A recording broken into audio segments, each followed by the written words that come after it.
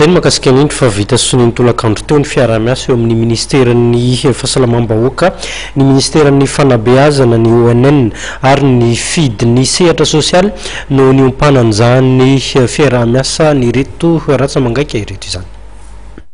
Miompana indrindra amin'ny fehina manokana amin'ny mpianatra ny fifanaraha-piara-miasa vita soniny tolakandro teo amin'ny ministeran'ny fanabeazam-pirenena, ny ministeran'ny fahasalamam-bahoaka, ny ofisy pirenena momba ny fanjarian-tsakafo na ny ONN ary ny FID na ny Fonds d'intervention pour le développement.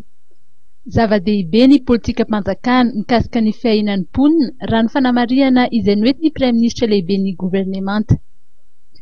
Nanatrika ny lanonan'ity ihany koa ny ministry ny mponina sy ny fiaina ara-tsosialy ary ny fampivoarana ny vehivavy ary ny solitenan'ny banky iraisam-pirenena. Nanamafy ny tale jeneraly ny FID fa any amin'ny distrikan'ny Betafo no ataony andrana amin'ny fampiarana ny fandaharan'asa. Atore zany dia miditra amina dingana vaovao ny fomba fanateterahana ny protection sociale eto amin'ny nosy satria misy dingana vaovao mihitsy le antsoina hoe fiaina manokana ny mpianatra zanakareo tena osa eto amin'ny firenena. Atomboka izy io zany any Betafo miendrika andrana amin'ny volana septambra alohan'ny idiran'ny sekoly amin'ity taona ity ho andramana ny fitaovana rehetrarehetra fanatanterahana azy satria heverina fa ho ampiarina eto amin'ny nosy tanteraka amin'ny taona 2024. Tsotra ny fomba fanazavako azy. Izy io zany dia omena toanana arabola ny fianakaviana voafaritra, voafantana, heverina fa tena sahirana ao anatin'ny faritra ray.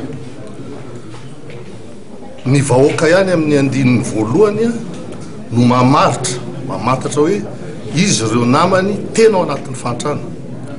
Dia avy eo misy fanamarinana somary siantifika koa atao hoe PMT entina hanamarinana zavatra voalazan'zareo ireo dia farany avoakan'ireo communauté ireo mpahazo tombontsoa ireo mponina ireo ny lista ny olona heveriny fa tokony toanana arabola satria ny tsy fisian'io vola io no mahatonga ny zanany tsy afaka manao fianarana.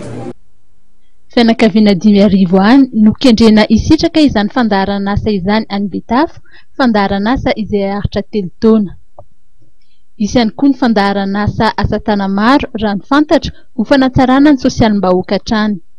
Vokatry ny fifanaraha-piara-miasa androany dia ho isy ihany koa ireo fiofanana omena ireo izay mahazo tombony ao anatin'ny fandaharan'asa toy ny fiofanana mikasika ny fahasalaman'ny reny sy ny zaza, ny fanaovana vaksiny sy ny maro hafa koa.